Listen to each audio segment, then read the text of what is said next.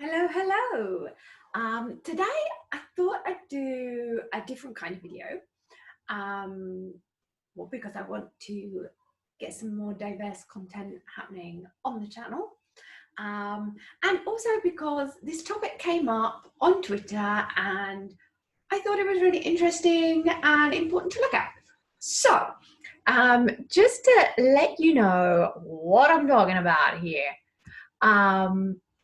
Now, on Twitter, recently came up, Lucy here, Lynn, sorry, replied to Lucy's comment, and it was talking about how you get subscribers removed on YouTube. So Lynn says that YouTube actually removes any subs that haven't engaged in your content prior. So it's important for people to watch a video or two for at least 2 minutes and maybe like before subbing, okay? So this made me think, I didn't know anything about this at all. And so when I was thinking about it, I was like, okay, so does that mean like between us when we're subbing to channels, if we haven't watched enough of each other's videos or something, then YouTube is suddenly going to like remove us? Or maybe we were watching more of the content before and then it's been, you know, several months since we watched the content on the channel. Does that mean that YouTube's going to remove the subscription? And I was just like, okay, this is a bit of a mind blow. I don't really check my subscription numbers that often. So I'm not aware. I know it goes like up and down, but it's normally not like a drastic change. It's like, you know, 1 or 2 here and there kind of thing. So I was just like, okay, if this is happening, then if this is a thing, I need to delve into this a bit more. So I decided to go to YouTube and their support pages to see what they had about it. Okay, and as you can see here, I replied obviously on the thread because we were talking about it and I said I'd get back if I found anything out. So I went onto there and it states that they do remove spam subscribers. Okay, but spam subscribers is generally, going by their guidelines, it's the people that are using third-party purchasing subscribers. Okay, like there's lots on like Fiverr and other sites like that where you can purchase a certain number of subscribers for your channel. I personally really don't like these things. It is so much better to grow your following organically, I think. And yeah, I think it's important to do that. So yeah, sorry, coming back from my shared screen, hopefully following this. But yeah, so I think it's much better to grow organically, and I don't approve of the buying subscribers. I have seen videos and read articles about why people buy subscribers. In fact, I was recently reading one, I can't remember who it was now that did this, but it was a social experiment into creating influencers, where these people took 3 different people who are unknown. They currently didn't have any following on the channel. I think they were doing it on Instagram as a thing, and so it was like a would-be model, a would-be actress, I think it was, and I can't remember what the third one did, but I don't know, it might have been a musician. But anyway, so they did these. They started from 0. They purchased subscribers using these third-party sites to give the illusion of a big following, and, you know, to sort of make people think that they were influencers before they even were.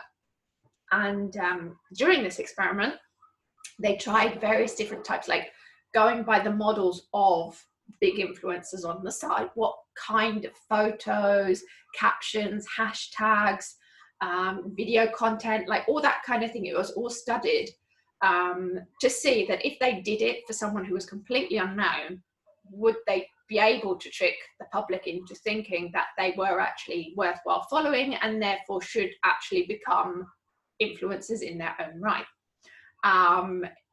It was a really interesting experiment actually to look at, and did bring up a lot of questions which I definitely want to do some more research into. I personally, I prefer to be just myself and have an organic following and have people follow me because they actually, you know, appreciate the content that I put out and the way that I do it. I want to be liked for being me, not for pretending to be someone else, if that makes sense. So anyway, coming back to our original point about YouTube subscribers. So when I was looking into this more, I'm just going to come back to the screen share here. Okay, so basically they're removing spam subscribers was dealing with spam accounts. Okay, so if it's people that are going around and commenting with like affiliate links and things on like random videos all over the place, and doing stuff like that, or subscribing just like random account, you know, like the really spammy ones, or if there is a huge increase, so like 1,000 new subscribers all in like the one day, for example, then that would get signaled as spam subscribers from YouTube, and you could find that you therefore lose some subscribers because they would remove them. So yeah, there's that. And then I thought I'd actually ask the direct question: does YouTube automatically unsubscribe viewers from channels? Okay, which is basically what we're talking about here. And in their reply to this, they said no. However, we've seen some conversations about viewers being automatically unsubscribed from channels. Okay, so they are very aware of the fact that there are comments going around like this one that brought my attention to this topic in the first place. So there is probably definitely some truth to the fact that YouTube does remove subscribers, but I don't think, at least from the research that I've done, that it's connected to the subscribers, how much they've actually viewed the content on your channel. Okay, so it definitely seems to be more them venting through for like legitimate subscribers to the channel, and just removing spam accounts. If you do notice a change in your subscribers, that you are losing some subscribers and things, they also pointed out that sometimes it's because the person has removed their account from YouTube and therefore their account doesn't exist anymore and therefore cannot be counted in your subscriber count. It could be that the person has unsubscribed by accident. By clicking it, they weren't aware that they had unsubscribed, but they have. And so it's stuff like that that YouTube seem to think is the reason why you're having a fluctuation in your followers and unfollowers on your account. So anyway, I know this has been one of those videos where she's just like waffling on a little bit, but I hope that this has helped clear up a little bit about this topic. If you do know anything else about this, if you have any proof from YouTube or other high value opinion pieces on this, I'm looking for facts here, okay?